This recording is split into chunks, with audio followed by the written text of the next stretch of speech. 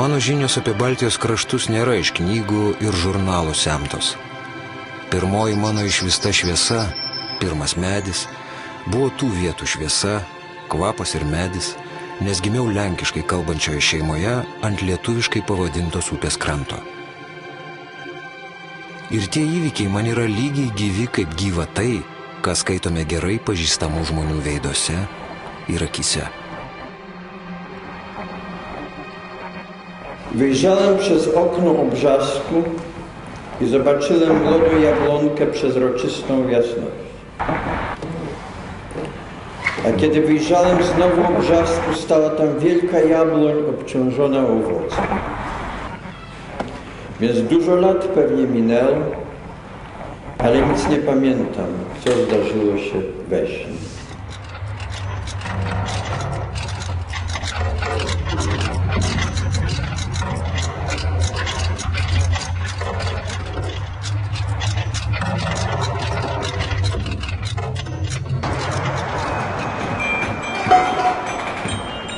Oto dobiega końca moje stulecie masowych szaleństw i masowych zbrodni.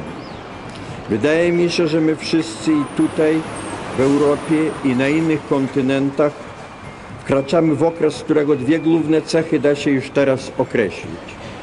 Po pierwsze, wskutek postępu technicznego nasza planeta nagle się zmniejszyła i unifikacja obyczajów, mody, rozrywek, artystycznych upodobań będzie okazywać się silniejsza niż różnice dzielące poszczególne kraje.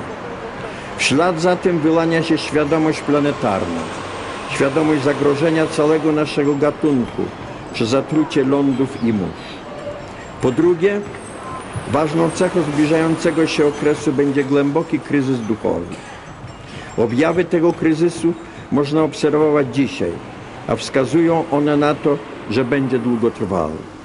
Ponieważ od lat jest to temat moich rozmyślań i moich książek, mógłbym dużo o tym mówić. Niech wystarczy tutaj przypomnieć, że w końcu XIX wieku Fryderyk Nietzsche zapowiadał erę nihilizmu europejskiego, a trudno byłoby utrzymywać, że bardzo się pomylił.